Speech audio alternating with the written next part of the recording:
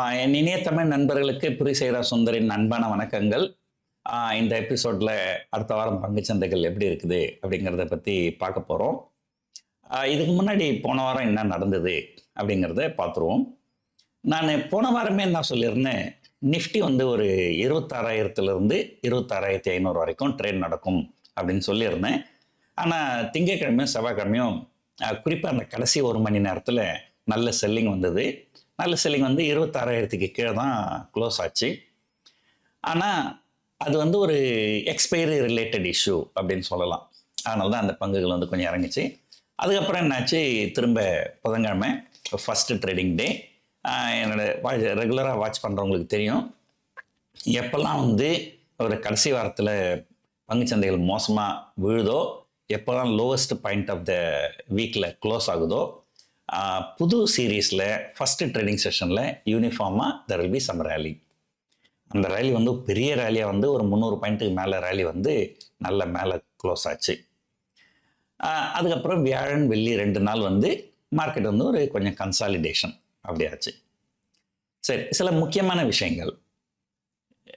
போன வருஷம் செப்டம்பர் மாதம் நிஃப்டி வந்து ஒரு ஆல் டைம் ஹையை தொட்டுது. அந்த ஆல் டைம் ஹையை இந்த வாரம் நிஃப்டி கிராஸ் பண்ணிடுச்சு. அது வந்து இன்ட்ராடே ஹை தான்.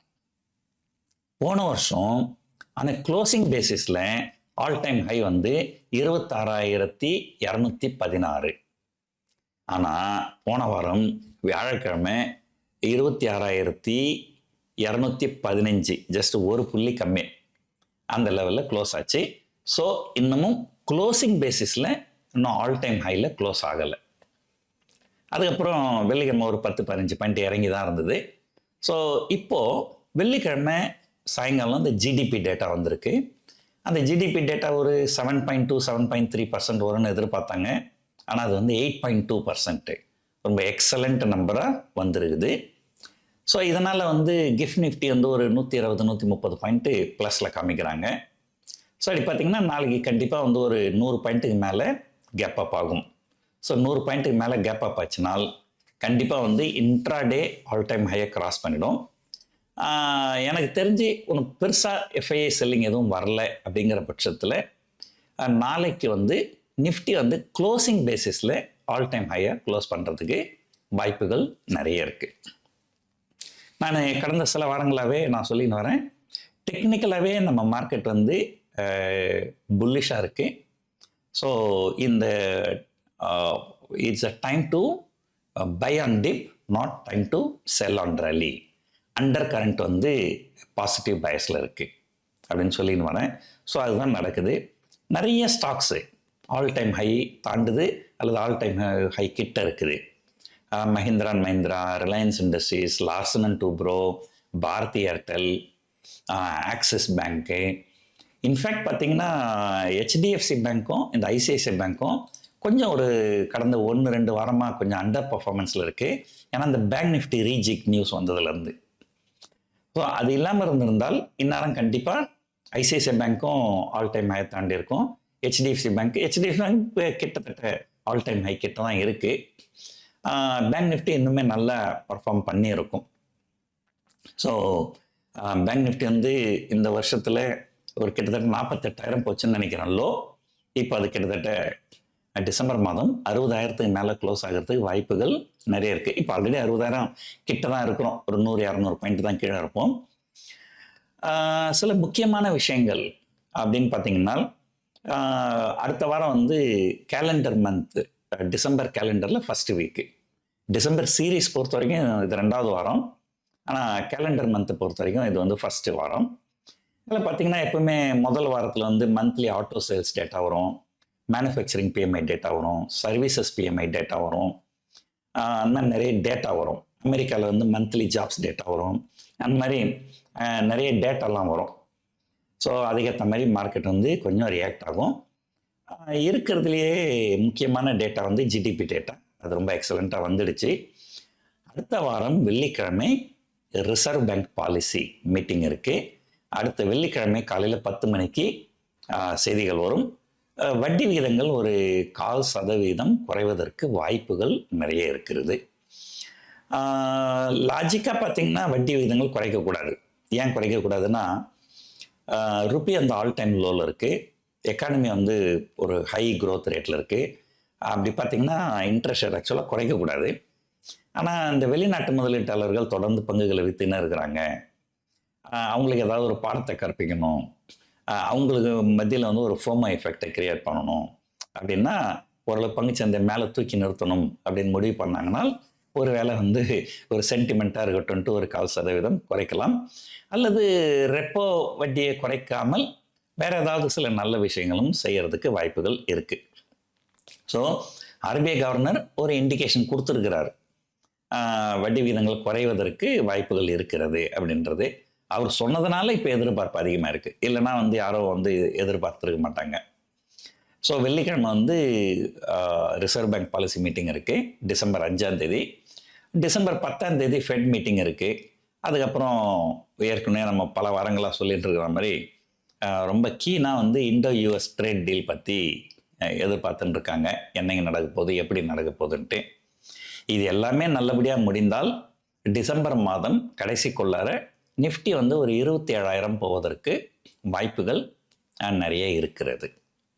ஸோ இதுதான் வந்து இப்போ இருக்கிற சூழ்நிலை. ஸோ பேரிங் அன்ஃபோர்சீன் சர்க்கம்ஸ்டன்சஸ், அடுத்த வாரம் நிஃப்டி வந்து 26,000 26,500 வரைக்கும், மந்த்லியில் வந்து கிட்டத்தட்ட 26,000 27,000 வரைக்கும் போவதற்கு வாய்ப்புகள் நிறைய இருக்குது. குறிப்பாக வந்து பார்த்திங்கன்னா லார்ஜ் கேப் பொறுத்த வரைக்கும் ஹெச்டிஎஃப்சி பேங்க், ஐசிஐசிஐ பேங்க்கு, ரிலையன்ஸ் இண்டஸ்ட்ரீஸ், அதை 3 வாட்ச் பண்ணணும்.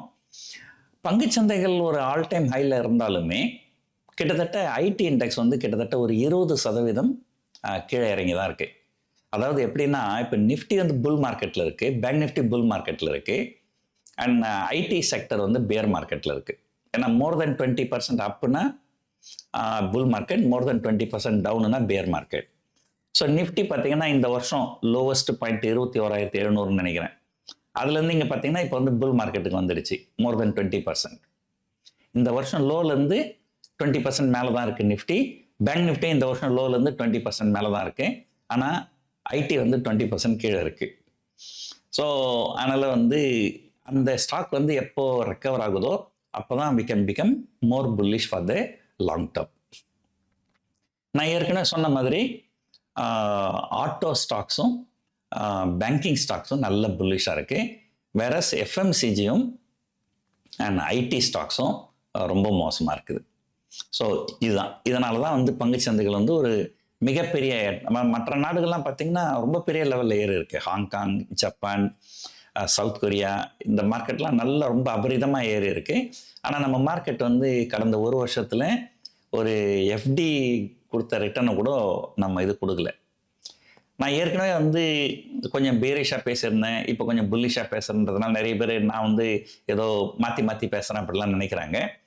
லாங் டேர்மில் நான் முன்ன ஒரு வருஷம் 6 மாதத்துக்கு முன்னாடி என்ன சொன்னோம் அதே தான் இப்பவும் சொல்கிறேன். அடுத்த 2-3 வருஷத்துக்கு பேங்க் எஃப்டி என்ன ரிட்டர்ன் கொடுக்குதோ அந்த ரிட்டர்னை கூட பங்குச்சந்தைகள் கொடுக்காது. நான் சொல்கிறது எதுலேருந்து, இந்த செப்டம்பர் மாதம் 24வது வருஷம் அந்த ஹை தொட்டுது, அந்த தேதியிலேருந்து கணக்கு பண்ணிக்கிறேன். இப்போ பார்த்தீங்கன்னா அன்னையிலேருந்து இன்னைக்கு வரையும் பார்த்தீங்கன்னா கிட்டத்தட்ட 1.25 வருஷம் ஆயிடுச்சு. இப்போ ஆல் டைம் ஹை தாண்டினாலே என்ன ரிட்டர்னு? ஆல் டைம் ஹை தாண்டினாலே இது 0 ரிட்டர்ன் தானே. ஸோ 1.25 வருஷத்தில் 0 ரிட்டர்ன் கொடுத்துட்டு அது எப்படி ஒரு இது பெரிய சூப்பர் புல் மார்க்கெட்டுன்னு எப்படி சொல்ல முடியும்? ஸோ என்னுடைய long term view still same. 2029 வரைக்கும் நிஃப்டி 2024 செப்டம்பர் ஹையிலேருந்து 2029 வரைக்குமே இந்த நிஃப்டி வந்து ஒரு பேங்க் எஃப்டி ரிட்டர்னை கூட கொடுக்காது. அப்படியே கொடுத்தாலும் மேபி ஒரு 1% என்ன கொஞ்சம் கூட குறைய கொடுக்கலாமே தவிர பெருசாக ஒரு புல் ரன் கிடையாது. ஆனால் இந்த ஷார்ட் டேர்மில், ஏன்னா என்னை பொறுத்த வரைக்கும் நான் வந்து ஒரு வர்த்தகர், நான் வந்து ஒரு முதலீட்டாளர் கிடையாது. அந்த வர்த்தகத்தில் நம்மளை பற்றி 3 இயர் 5 இயர் வியூலாம் நமக்கு எதுக்கு? நம்ம அப்பப்போ அந்தந்த மாதம் டெக்னிக்கலை பார்த்துப்போம். இப்போ கொஞ்சம் புல்லிஷாக இருக்குது, ஸோ அதை நம்ம பார்த்துட்டு நம்ம போய்கின்னு இருப்போம், அவ்வளோதான். ஸோ அதனால் நிறைய பேர் என்னோடய யூடியூப் வீடியோவில் கமெண்ட்டில் கொடுக்குறாங்க, அது வந்து சரி கிடையாது. ஸோ அவங்களுக்கு ஒரு தெளிவான புரிதல் இல்லை அப்படின்னு தான் நம்ம சொல்லணும்.